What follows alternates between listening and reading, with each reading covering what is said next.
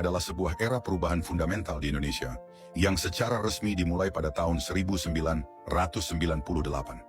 Gerakan ini muncul sebagai reaksi terhadap krisis multidimensi yang melanda negara, mencakup krisis ekonomi, politik, dan hukum, setelah lebih dari 3 dekade pemerintahan Orde Baru di bawah Presiden Soeharto. Latar belakang utamanya adalah krisis moneter Asia yang dimulai sejak tahun 1997, yang secara cepat memperlihatkan kelemahan fundamental ekonomi Indonesia, diperparah oleh praktik korupsi, kolusi, dan nepotisme (KKN) yang merajalela. Puncak dari ketegangan ini terjadi dengan peristiwa penembakan mahasiswa di Universitas Trisakti yang disusul oleh kerusuhan massal, hingga akhirnya memaksa Presiden Soeharto mundur pada tanggal 21 Mei 1998.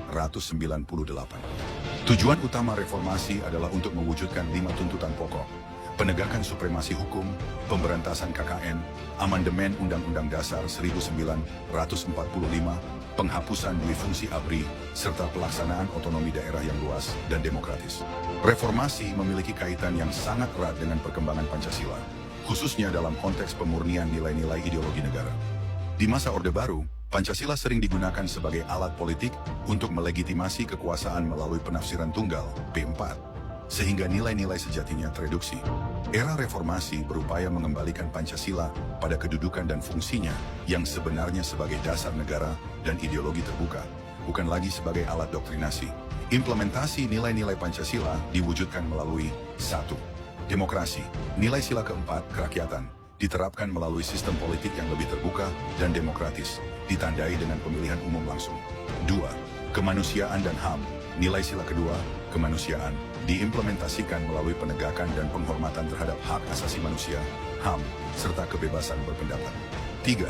Keadilan sosial, tuntutan pemberantasan KKN dan penegakan supremasi hukum adalah upaya nyata untuk mewujudkan keadilan sosial bagi seluruh rakyat Indonesia, sesuai dengan sila kelima.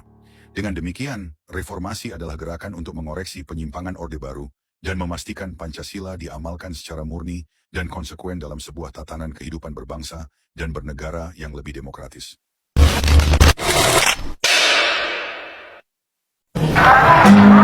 Aldi now set off for Parliament, occupied by students for the past 2 days, and the current focal point of the reform movement. Here he found an extraordinary scene. Student groups from all over the country were arriving by the busload.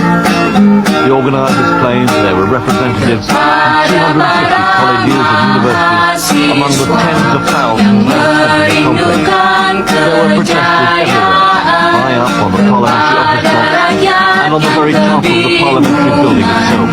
There were students singing or speaking, packed into every lobby and corridor. And in the midst of all this, some parliamentary workers were amazingly still at their desks. Though in Commission 5, the Secretariat for Energy and Industry, they were playing computer games. Outside the atmosphere appeared well and the military may have threatened bloodshed in the town, but they made no attempt to intervene here, even when President Suharto was insulted in a way never before thought possible during his 32 years in power. There was peace all day.